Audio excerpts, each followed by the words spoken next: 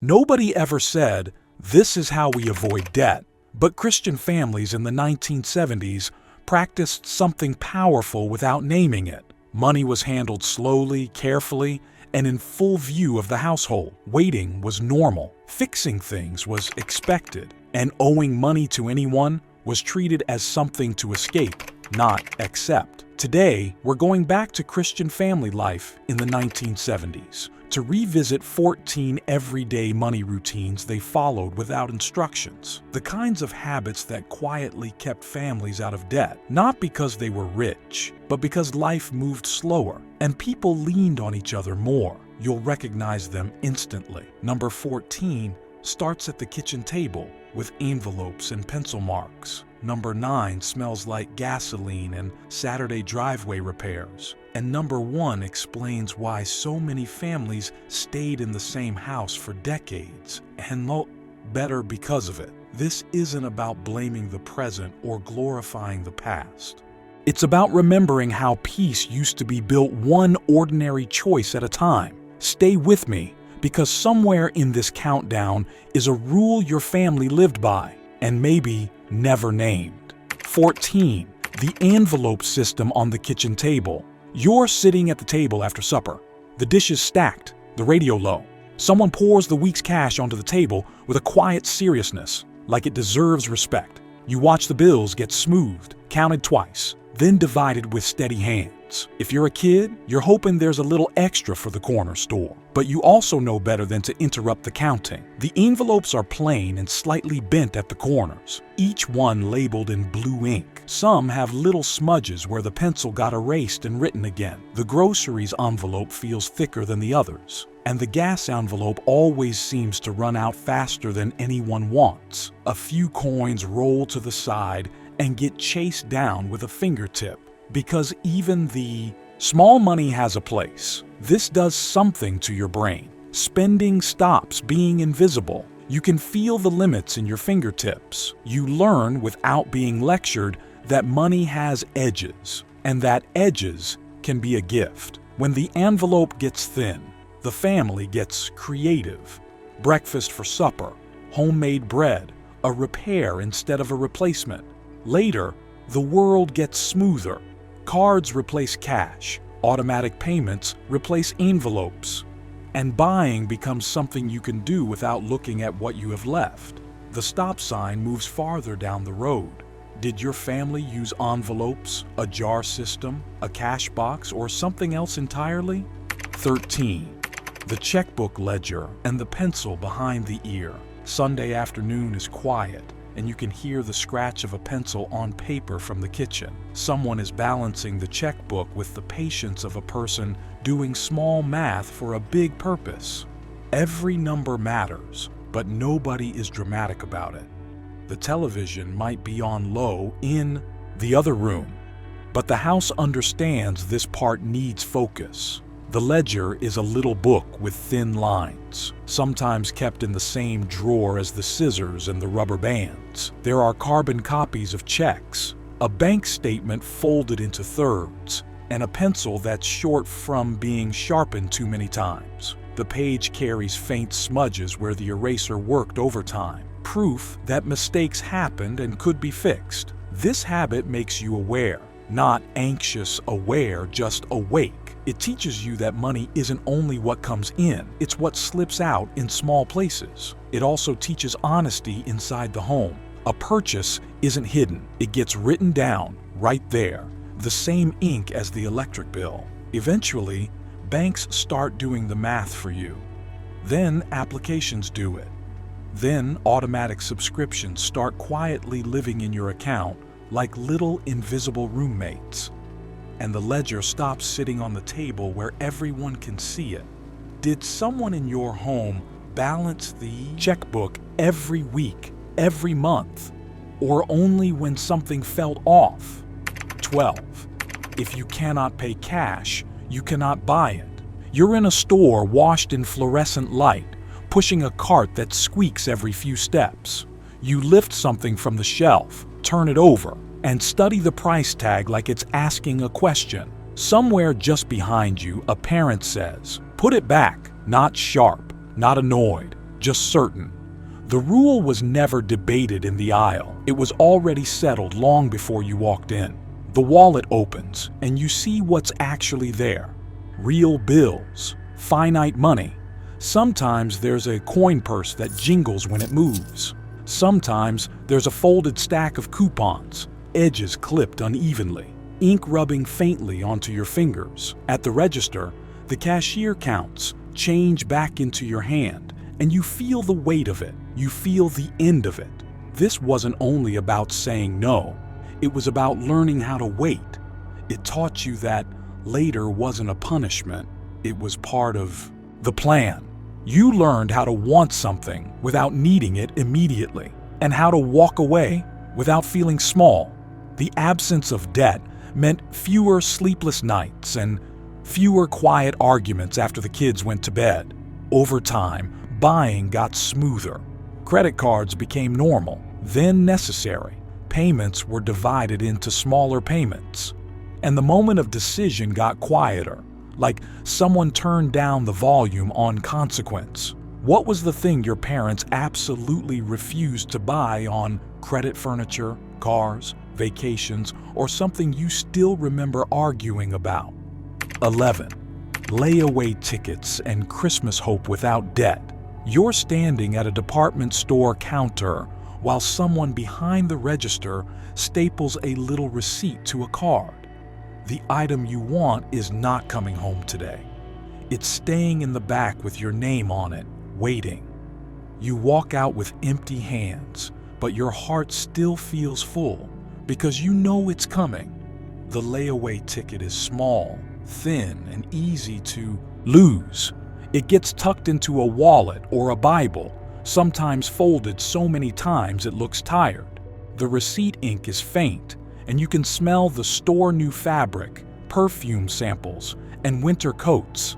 Each time you come back to make a payment, the cashier recognizes you, and you feel a tiny pride.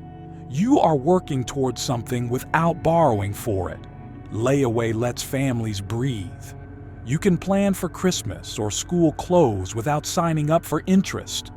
You can give your children something nice without letting January punish you for December. Then, shopping turns instant. Credit makes waiting optional. Later, online checkout makes waiting feel almost unnecessary. The store stops holding your item because the bank holds your balance instead.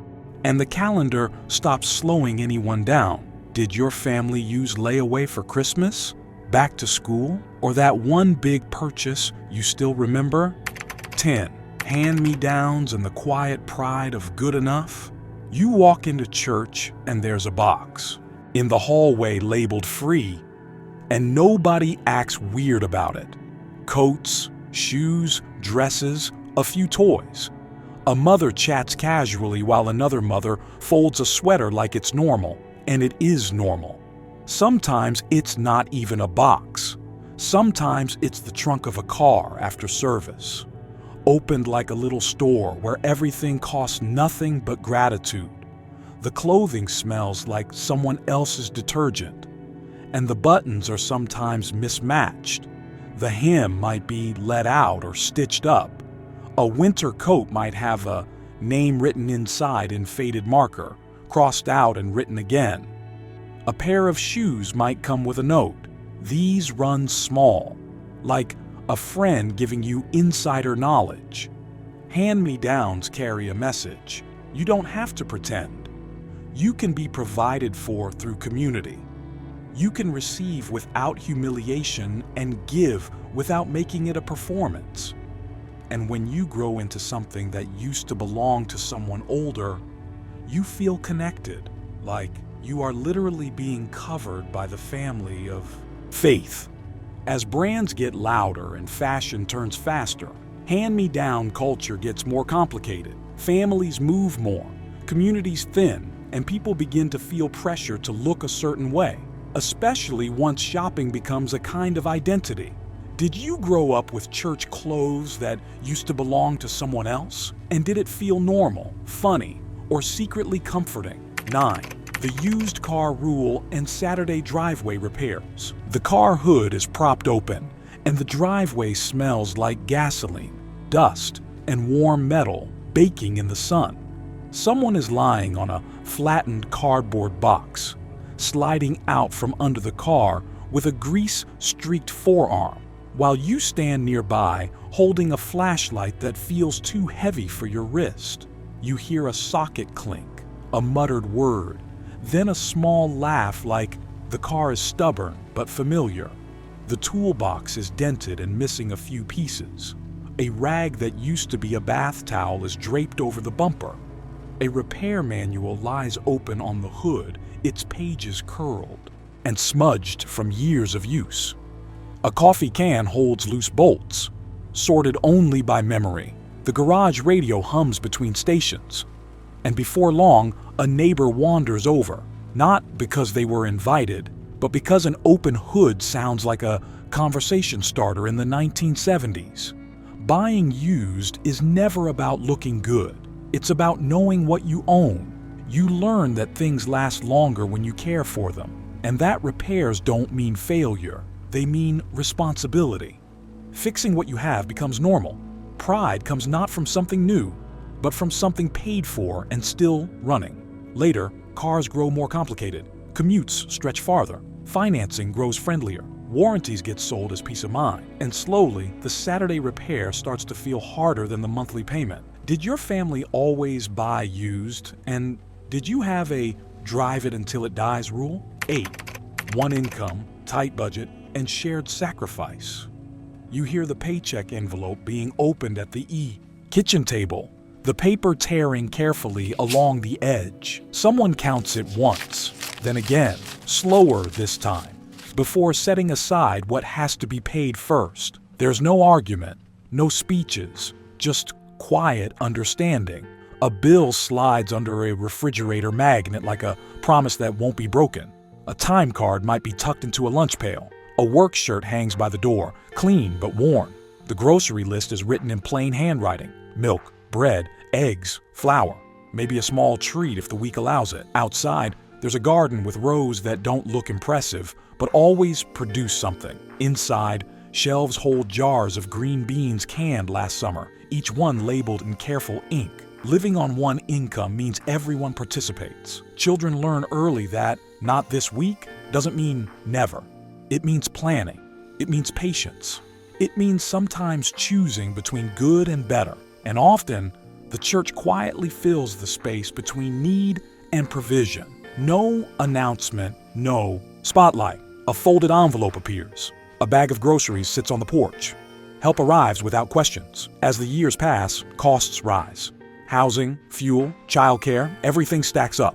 2 incomes become necessary for many families just to stay afloat. Time gets thinner. The old rhythm where one person kept the home steady while the other earned becomes harder to hold. Was your household a 1-income home, a 2-income home, or a we did whatever we had to kind of place? 7. Oh, no one taught softly from the pulpit. You're sitting in a wooden pew and the pastor is talking about faithful living in a way that reaches all the way into the Monday bills. Not scolding, not grandstanding, just practical wisdom. Like an uncle who has made mistakes and doesn't want you to repeat them. You notice heads nodding, not excited, just relieved that someone is naming what everyone worries about in silence. A Bible rests open on someone's lap, a verse underlined in the margin with a thin pen. A church bulletin has notes scribbled beside the sermon title, and the paper feels slightly warm from being held. After service, an older couple might pull a young couple aside and say, "Start small, pay what you owe, don't rush." The message isn't money is everything. It's the opposite. It's a reminder not to get trapped, not to sign away peace, not to let a lender become a silent voice in your home. It gives families a moral language for restraint. Contentment sounds like obedience, not deprivation. Church conversations about money change. Some congregations stop bringing it up because it feels too personal. Others shift toward different themes. And as credit becomes normal everywhere, Avoiding debt starts to sound like a strange hobby instead of a shared expectation. Did your church ever speak directly about debt, saving, or contentment? Or was it something you only heard in quiet hallway conversations? 6. Borrowing from people, not banks. Your dad needs a truck for a day, and he doesn't call a rental place. He calls a man from church. The conversation is short, friendly, and full of trust. Bring it back with a full tank, the man says, like that's all the contract you need. You can hear them smiling through the phone. There's a handwritten note sometimes, and I owe you on scrap paper. There's a casserole traded for help. There's a pie dropped off with a wink. There's a bag of garden tomatoes left on a porch as a thank you. The currency is not only cash, it's relationship, and everyone knows the price of breaking trust is higher than interest. This kind of borrowing keeps people out of bank debt and keeps communities stitched together. You can't disappear behind a statement. You have to be the kind of person who follows through, who returns what you borrowed, who shows up when it's your turn. Need isn't shameful, it's temporary and shared. Later, liability worries grow. People move farther from their families and churches. Privacy tightens. And the idea of involving others in your financial life starts to feel uncomfortable, like admitting weakness. Did your family ever borrow money, tools, or a vehicle from someone at church, and how was it repaid? 5. Church work days and building without loans. You pull into the church parking lot and people are already there with paint cans and ladders. Someone's kids are running around with a broom that's bigger than they are. A man in a plaid shirt hands you a hammer like you're supposed to know what to do with it. Even if you don't, you take it, because that's how you learn. There's donated lumber stacked near the fellowship hall, a coffee urn that smells like burnt comfort, and a box of nails that rattles when you pick it up. Someone is patching drywall. Someone is fixing a window that's been stuck for years. And somebody, always, is making jokes like laughter is part of the tool belt. When churches build and repair together, it saves money, yes, but it also creates ownership. The building isn't just the church. It's something your hands help maintain, and families learn that needs can be met through sweat, not debt. Even kids learn it. If you want the youth room painted, you show up with a brush. Over the years, insurance rules tighten and specialized labor becomes more necessary. People get busier, volunteer time shrinks, and projects that once take a weekend begin to require contractors and permits. Did your church ever have work days where everyone painted, cleaned, or built something together? 4. Potlucks, pantry shelves, and the way nobody went hungry. After service, the fellowship hall is already humming. Folding tables scrape lightly across the floor. Aluminum pans are being unwrapped, foil crackling like anticipation. The line forms without anyone directing it, and the smells do most of the talking. Baked chicken, green beans cooked soft, rolls brushed with butter, and that one dessert people pretend not to watch for even though everyone knows when it appears. Kids weave between chairs with small cups of punch, sticky fingers held just high enough to avoid disaster. Someone murmurs, careful, not sharply, just enough to guide. Laughter rises and settles, plates clink. The room feels full in a way that has nothing to do with square footage. A casserole dish sits at the end of the table, still warm under its foil blanket. Nearby, maybe down a hallway or tucked into a closet, there's a pantry shelf canned vegetables, boxed pasta, soup with labels facing forward. People add to it quietly, no announcements, no clipboard. Sometimes food appears in a brown paper bag set in the back room. Sometimes it's cash folded inside a church bulletin and passed hand to hand like a kindness that doesn't need witnesses. This wasn't charity in the way people think of it now. It was shared life. Everyone ate the same food, at the same tables, on the same paper plates. If you were struggling, you didn't sit out. You didn't explain. You didn't get singled out. You were just hungry, and so was everyone else, and there was plenty. Over time, Sundays tightened.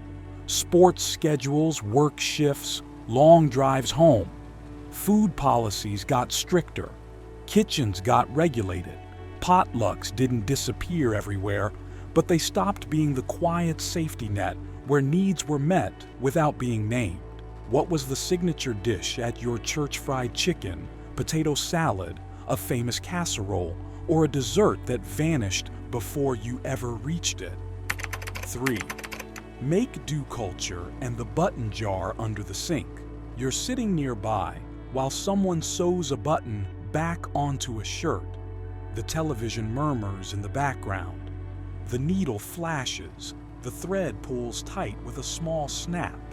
And the button settles back into place like it never left.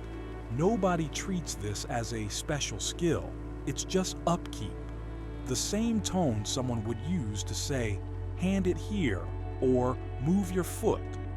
There's a cookie tin that doesn't hold cookies anymore. Inside are spools of thread, needles stuck into scraps of fabric, safety pins, and a small pair of scissors that only get used for this. Nearby, a jar of buttons holds every color imaginable. Some shiny, some cracked, some mismatched, but saved anyway. Under the sink, there's a drawer with tape, glue, spare cords, and things no one throws away, just in case. A pair of jeans might have a patch that feels rough against your knee. A lamp might have a new cord threaded through its base. A toaster might be opened up on the counter with a screwdriver resting beside it. Because replacing it feels unnecessary when it probably just needs adjusting. Making do builds something quiet inside a family.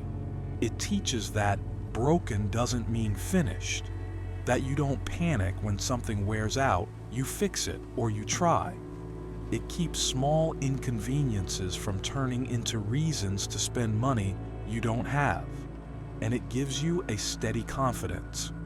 We can handle this. We don't rush, we mend. Later, products get cheaper and easier to replace. Repair shops fade, time feels scarcer. The skills that once passed naturally from hand to hand start slipping away, replaced by faster solutions and delivery notifications. Did your home sew, patch, and fix things? Or was it more of a, we'll just get a new one house? 2. Christmas simpler, gatherings bigger. The living room feels warmer than usual, crowded with coats draped over chairs and shoes lined up near the door. The tree lights blink slowly, reflecting off ornaments that look like they've been there forever. The air smells like oranges, cinnamon, pine, and something baking that will be ready later. Someone hands you a gift that's heavier than it looks. The paper might be reused next year, so the tape is peeled carefully, slow enough to save it. Inside are socks, or a coat, or a tool set, something useful. Maybe there's one special gift you've been thinking about all month, and the waiting made it feel larger somehow.